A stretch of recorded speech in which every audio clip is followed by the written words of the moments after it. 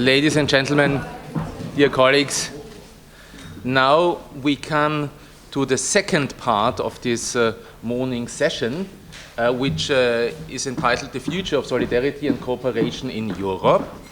And the idea here was to try a special format. Yeah? We have three panelists, and the three panelists are Ilkim Erdost from the Chamber of Labor in Vienna, Rolf Gleißner from the Chamber of Commerce, the Austrian Chamber of Commerce, and Michael Stampfer from the Viennese Science and Technology Fund, and I will shortly introduce them in a minute. And all three of them are coming from institutions which are closely connected to Sommerhochschule and the Sommer Discourse, yeah, for many, many years. Dr. Gleißner and Dr. Stampfer have been participants in the past regularly, yeah, and all three of them come from institutions which over the time have supported us here, and we're very grateful for that. But that's not the only reason we invited them. Yeah? We invited them also to give a voice to different institutions. Yeah? On the one hand, institutions representing economic businesses, and in the Chamber of Labor as the institution which represents the interests of employees in Austria. And Michael Stampfer is the representative of science and university funding. Now the idea was that they will give a brief input, yeah?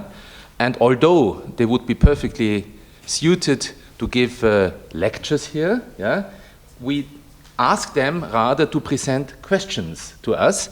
And so after the rather short input, yeah, we will form three working groups, workshops here, one here in the room, one outside on the terrace, and one on the erster Stock. Yeah? But the problem is almost, in English it would be second floor, yeah, but it's erster Stock. We have here Dr. Gleißner in the Seminarraum 1, yeah? Ilkim Erdost on the terrace, and Michael Stampfer here in the Bürgelsaal. Yeah? And the idea is that we form groups, and you will discuss the questions, yeah, which were presented by Rolf Gleißner, Ilkim Erdost, and Michael Stampfer. Now, to introduce Rolf Gleißner, who will be the first speaker. Rolf Gleißner has studied law and political science and Russian, yeah, which enabled him then even to work in a law firm in Moscow, which is quite impressive. But now, since 1997, yeah, he works for the Chamber of Commerce, first the Chamber of Commerce and then the Austrian Chamber of Commerce, and he now is the head of the Department for Social and Health Policy. Ilkim Erdost, yeah, coming from the other chamber, the Chamber of Labor, yeah, is the head of the Department for Education and Consumers. Yeah? And her background is she studied information management and international migration. She started at the Fachhochschule Eisenstadt, but then continued for her postgraduate studies at the London School of Economics. Yeah? And she also has practical experience because she also directed youth centers, and she was also the director of a Volkshochschule. Yeah? Now she concentrates on question of education and consumer protection. Michael Stampfer, last not least, is a lawyer by training, a legal historian by inclination, and an expert for technology policy on a national and international level. Now his current function for I think almost 20 years now, 22 years. Yeah, is to be the director of the Viennese Fund for Science and Technology, which is the most important private sponsor of science in Vienna. Yeah? So after this very brief introduction, we look forward very much to your presentations, to your questions, and then do the debates in the working groups. Thank you.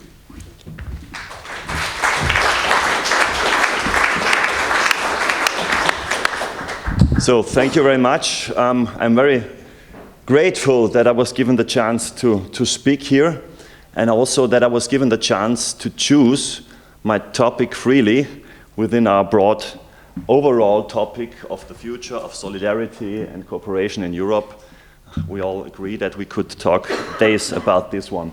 But I would like to focus on some aspects. The European Union is often criticized for putting too much focus on the freedoms and too few focus on solidarity and the social field. And is this right, this critique?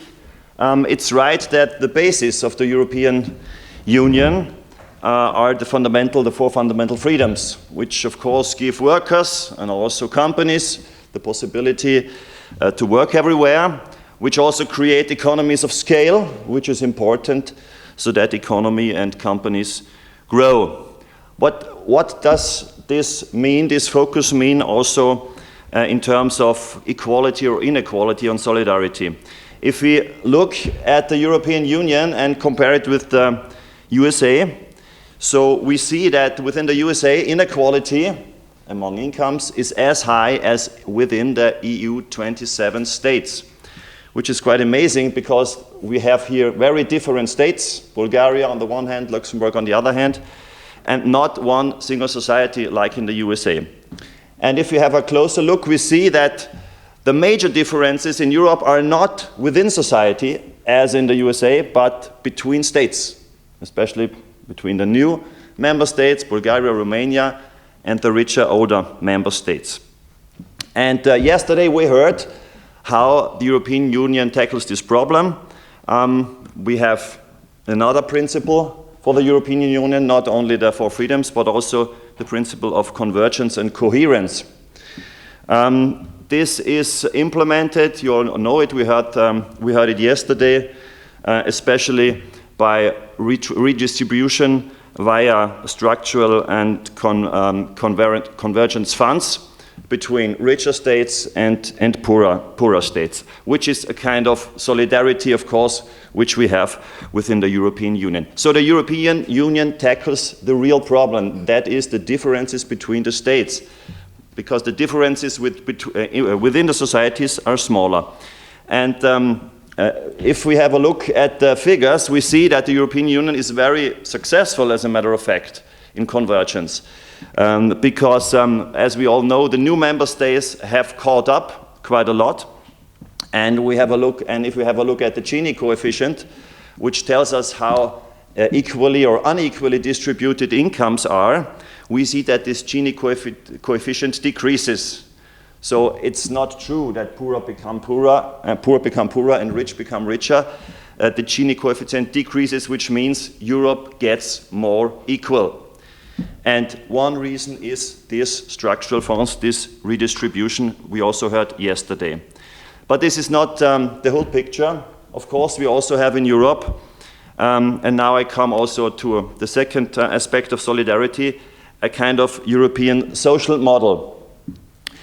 Because if we compare the European Union and its member states with other comparable states like USA, Japan, Switzerland, we see that we have higher tax rates, we have heavy redistribution within states, but also between states, as we heard, high social and labor standards.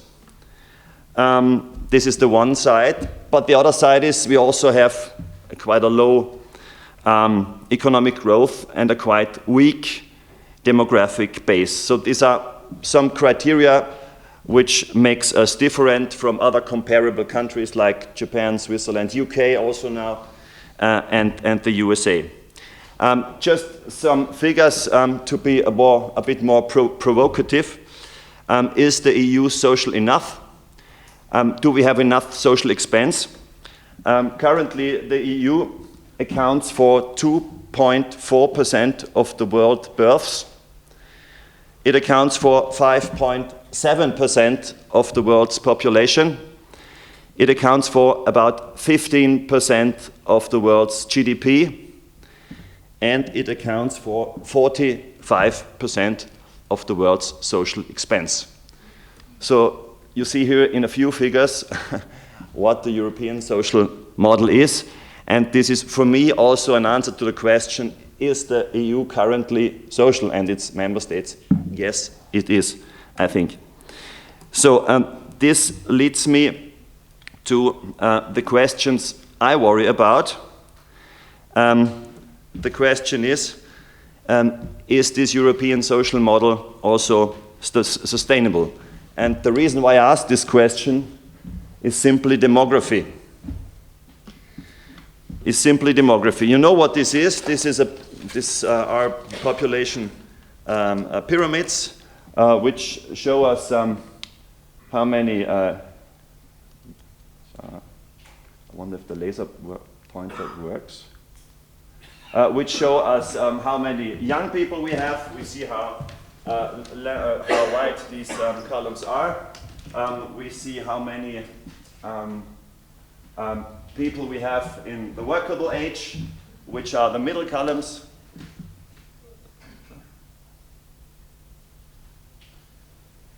Okay, it's klar.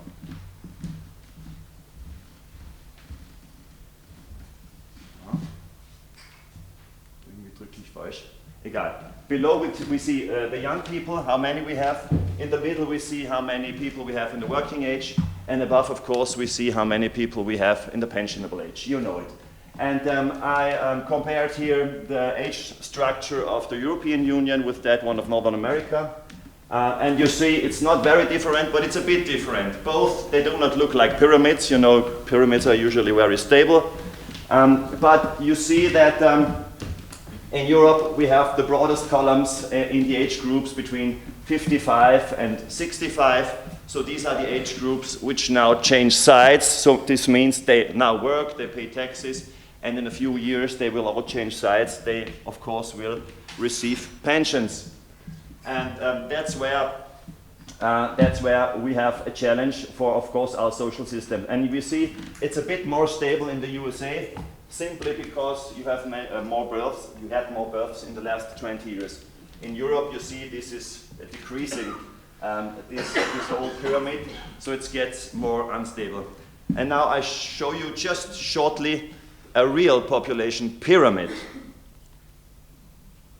This is the age structure of Africa, and this is the age structure of Europe. It's the same scale, so it's approximately the same. And you see how different these age structures are. Few young people in Europe, few births in Europe, and yes, very many in Africa. But I want to focus on Africa. I want to focus on the European Union. What does this mean that the population in the European Union is decreasing in the future?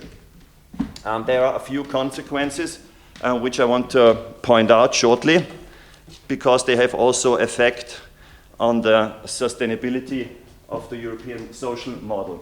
First of all, of course, the international political and economic weight of the EU is declining.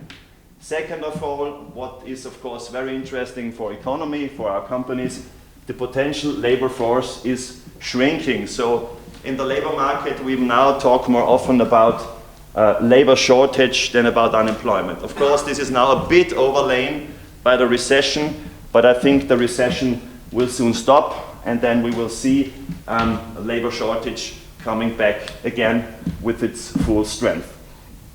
So labor shortage, as we all know, is of course a break to growth for companies, but also a growth to economy. And now you might ask, do we need growth? Yes, I think we need it. We need it to sustain and finance our pension systems. We need it to meet our public debt, and we need it for green transformation, because green transformation requires a lot of investments. And we do get these means only from a growing economy and from prospering companies. So what are the consequences for the social system? Of course, the social systems, especially the pension system, come under double pressure. Why is that? Because first of all, the foundation crumbles. If we have fewer people in the workable age, this is the foundation, because they finance the pension system, yeah, if they work for competitive and productive companies.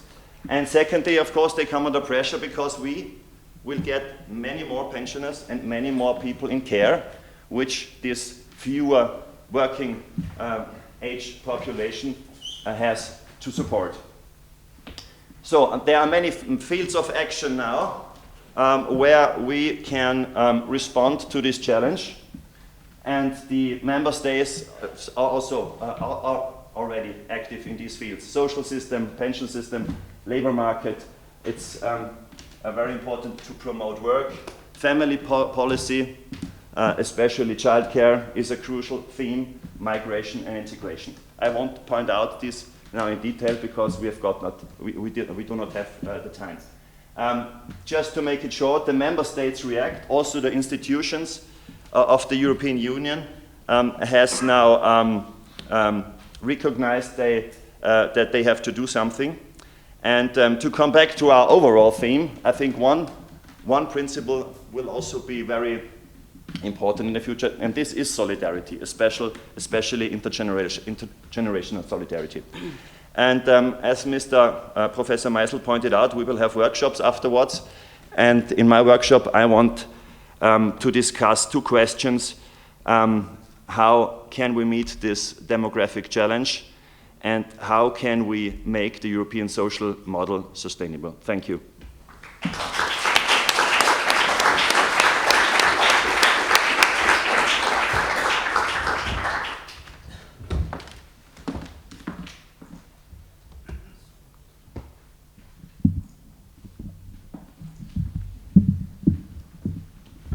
We need to readjust items after our dear colleague has switched places. I mean, it's very obvious why. Thank you. Das geht schon. So klein bin ich auch wieder nicht. Oh, thank you very much. Dear colleagues, dear students, please don't mind my voice. I'm recovering minor flu, and I'm not contagious anymore, but you will have to listen to me, sounding like a third classic bar singer. I'm trying to be short. So thank you very much. I owe the pleasure now to talk to you and pick up on some thoughts we just heard. So it might sound cheesy, but we stand at crossroads where values of solidarity and collective responsibility are being renegotiated and yet of rising importance. So as a representative of the Austrian Workers' Chamber, an institution that is well established in Austria and also embedded in the core of Austrian legal foundations, constitution, we claim a role as advocates of Austrian employees in times of crisis and uncertain terrain, which is great, and I'll start off quite positive and will inevitably conclude with a blurry outlook.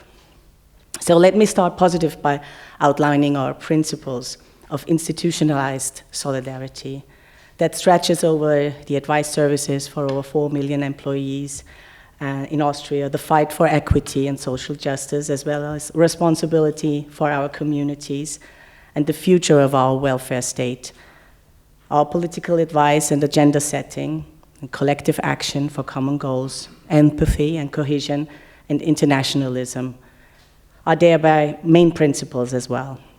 Or to put it in other words, we feel responsible to support our members through cooperation and joint forces. We want to create a sense of belonging and purpose within our communities whilst fighting for equality and social justice in our city, in our country, and internationally, which is wonderful. But is that even sensible given the current circumstances? What does it even have to do with the future of solidarity and cooperation, and why even bother? I'd argue we need to shape national policies in order to stabilize international and institutionalized solidarity on upper scales and upper tiers, as Professor Breinzak put it. And that's our main role. So how to do that? I'd argue we need to reevaluate our common ground and redefine our identity.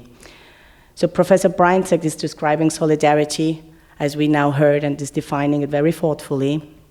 And I would go a slight step further by stating that we need a sense of belonging, of community, not only to analyze properly where we stand, but also to take collective action. A sense that lets us identify our common struggles and needs, but also it lets us to create common strategies. And how to do that?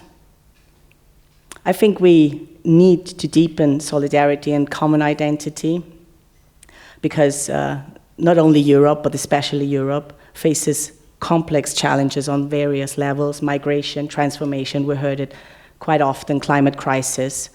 There are several political forces that attempt to divide Europe, aim to prevent it from passing effective political measures, therefore attack its very foundation by questioning core principles as the European Human Rights Convention, independent juridical systems, in order to seemingly shape our institution for future quests ahead. The overall narrative here in place is questioning the effectiveness of European decision-making and the impact of European policies. Europe is not working, or is not working for you. And in times of crisis, this is very true for a lot of people. So what is often pushed in the forefront is that this is what the people want, the people and their votes. And of course, there is no such thing as the people, but when the urgencies of the inevitable dismantlement of human rights, constitutions, democratic values, and so on are demanded, it's often because of the people and their will. And in recent years, a lot has been said about the motives of authoritarian voters and who they really are, mostly resulting in political tactics that mimic anti-democratic demands, but rather less violent. That's the rabbit hole we're in danger to get lost in right now, and at stake is nothing less than our democracies and core principles. There are a couple of examples, I won't give you them because you know them all so well. But what if we don't need to crawl any further? What if underlying needs of those votes are only subordinately notions of hostility against migrants? So growing evidence suggests that the decisive element in ongoing and year-long experience of a growing number of people that the political elite, quote unquote, lets them down. We regularly, as the Workers' Chamber, carry out and co-fund similar inquiries and on a national level, where mainly young and financially burdened people feel unseen, unheard, powerless, and furthermore turn their back on elections and politics whatsoever, or seek impactful politics somewhere else. The Austrian Monitor for Democracy and the AK Youth Monitor, which I have here with me if you're interested in, show clear correlation between age, social position, financial deprivation, and the confidence in democratic decision-making. Moreover, those voters lean towards populist authoritarian parties, not foremost out of conviction, but moreover out of mere despair and frustration. Just to give you a couple of numbers, less than half of the 16 to 29-year-olds in Austria are able to find a political party that they feel take their concerns seriously, while 20% of financially well-off, quote-unquote, individuals and those in financial middle believe that people like them are not represented in parliament, so 20% are not represented. This applies to 30% of financially insecure people. Among the 16 to 29-year-olds, those who are significantly affected by rising costs of food, housing, and energy are the most likely to report a lack of representation. Only 5% of apprentices agree with the statement that they can make a difference through political participation, 5%. And moving on to the Austrian Democratic Monitor, only a quarter of the lower third of the economic lower third agree to the statement that all things considered, the political system in Austria currently work well, quite well, or quite well. So this is only a quarter And in 2018, this number was at 50%. So what does that all have to do with belonging or solidarity? Well, I guess we'll have to find out during our work group. I'd like to discuss with you how to practice solidarity and belonging and how this influences our political behavior. What part could our public institutions play in broadening political participation and creating a sense of belonging on a local, national, or European level? Thank you so much.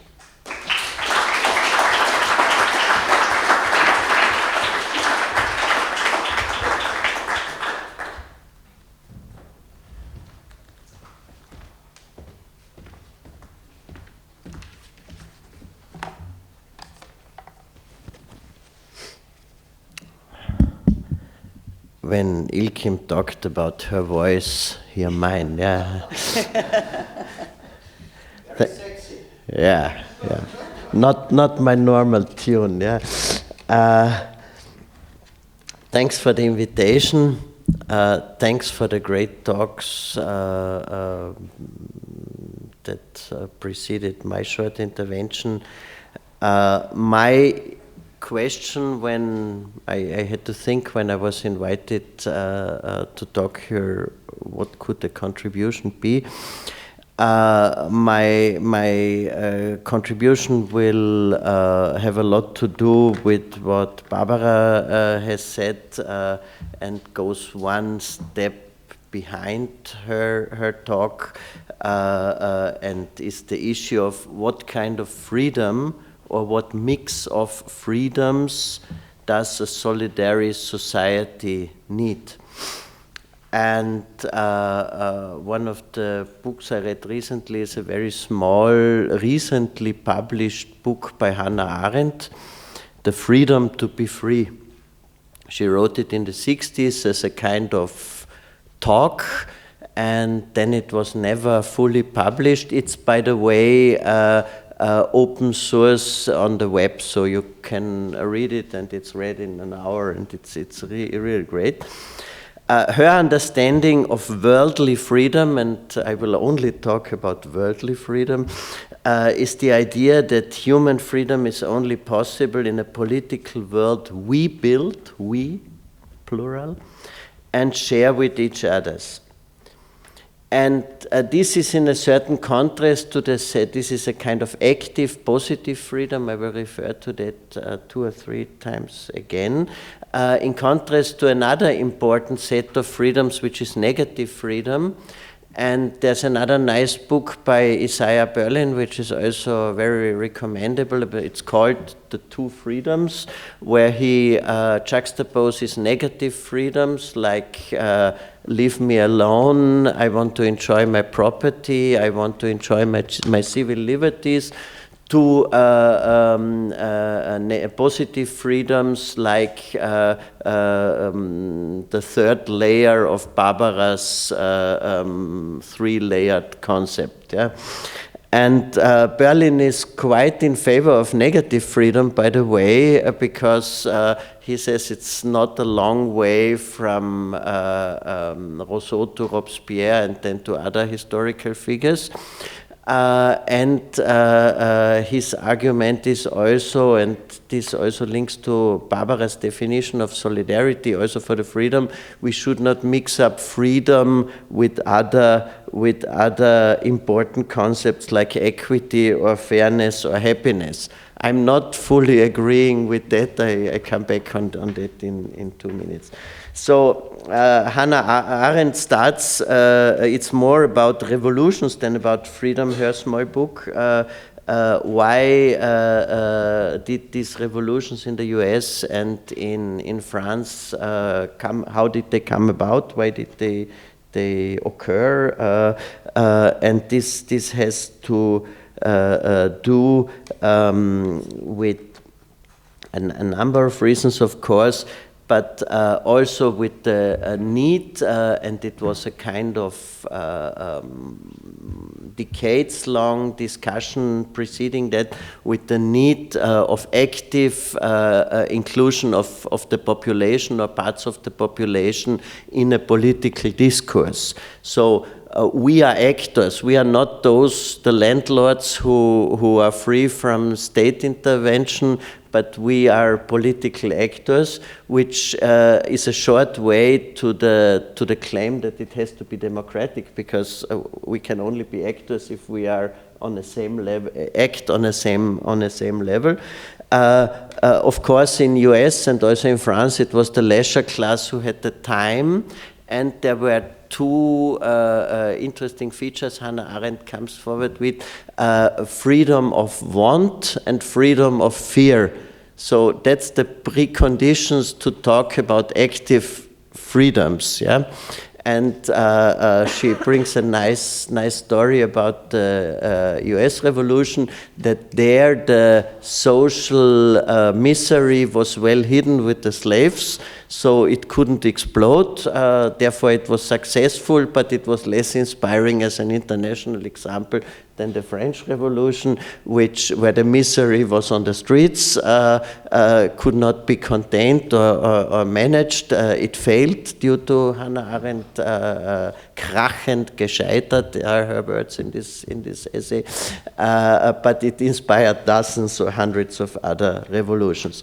And this kind of mix of negative and positive freedoms had a different history over the centuries. I will not bother you with the Greeks and the Romans now, but there's a nice book by a Dutch historian called Annelien de Dijn, I hope I spell her rightly, it's called Freedom, where a pivotal moment in the first half of the 19th century, according to her, she has been very criticized strongly by her colleagues for being very placative on this issue, that in the first half of the 19th century, the possessing classes saw that their freedoms were being safeguarded, and now there were other classes, the miserable, who also wanted freedoms, and freedom of need and freedom of fear. And then the positive freedom paradigm of democracy and capitalism and Western world swiftly changed into the negative freedom, which led us to Hayek and other guys, etc. For people Hannah Arendt quotes, like Samuel Adams and others, one pivotal active freedom is to take part in what Helmut Schmidt called Politik ist ein Kampfsport, that you want to excel in the democratic arena as a candidate. We see the glorious and miserable performances every day in the media, yeah. But that's something people, and hopefully all people free of want and fear, can do. And if that happens in the treasure we have, which is called welfare state and democracy, there can be a kind of virtuous circle of this kind of going into the arena and collectively designing policies. Again, I refer to Barbara's third layer, policies that help others also to exert their freedoms, but also to bring in their active roles. So you will not wonder, or you will not be surprised that a big dose of positive and active freedom, in my view, is needed to keep up a solidary and democratic society and state.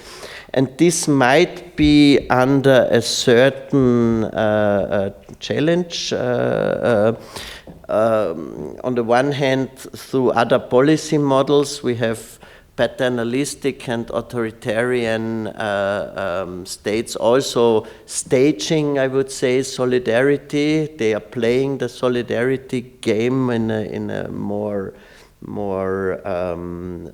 ritual and more declamatory way, by saying yes, solidarity, but only for our people. And on the other hand, libertarian movements, and in the working session, in the discussion group, we can also see how the digital world, the digital libertarians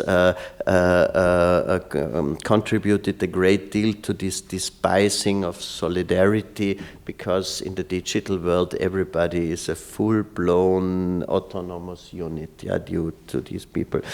In a recent book, I'm coming to the end, which is called Gekränkte Freiheit, Aggrieved or Injured Freedom, to grandchildren of the critical theory movement in Frankfurter Schule in Germany, Caroline Amlinger and Oliver Nachtwey, who are doing a lot of empirical studies, see an increase of the negative and individual freedom in the last years and decades, and mainly aggravated by, COVID has been mentioned already, by the surge of this kind of authoritarian and libertarian ideologies, but also by a certain decrease of the welfare state. However, what Mr. Gleißner has mentioned before is valuable arithmetics also, because there is a lot of redistribution. But I think what Professor Heber said yesterday, it makes perhaps a difference if you give all of the social or all of the public budgets individually to pensions or whatever, or if you invest into public goods, how this kind of relationship is how the policy mix is, might make a difference. So there's a lot of people, and Amlinger and Nachtwey and others have done a lot of empirical work for that, who say state and hidden actors, hidden actors have stolen my freedom, and this freedom is a verdinglichte Freiheit, and that's why I'm coming with that book, because I like the term very much. Reified freedom is the best translation I found.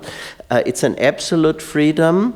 It's a freedom where the I don't know, the world is complex, is being erased by, okay, but my opinion counts for everything because I'm an absolute entity.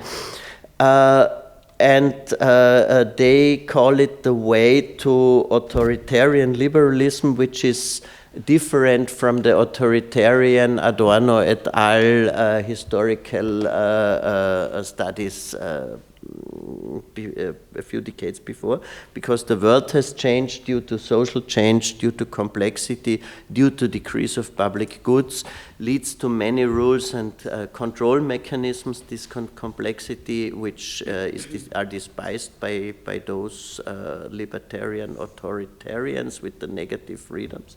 And the digital norms and institutions might also contribute.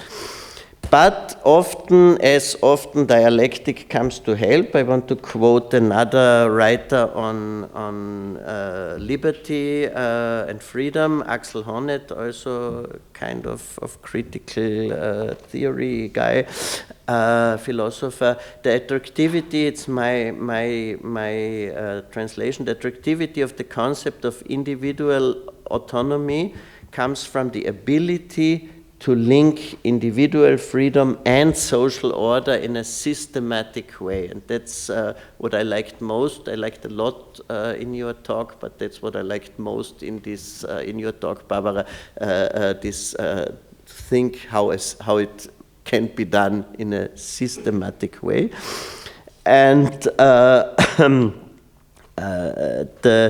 the point is, we need material preconditions for freedom. We need some kind of active freedom, is my opinion, social freedom to keep a solidary system going, which is the better way to incorporate the negative freedoms than a libertarian world.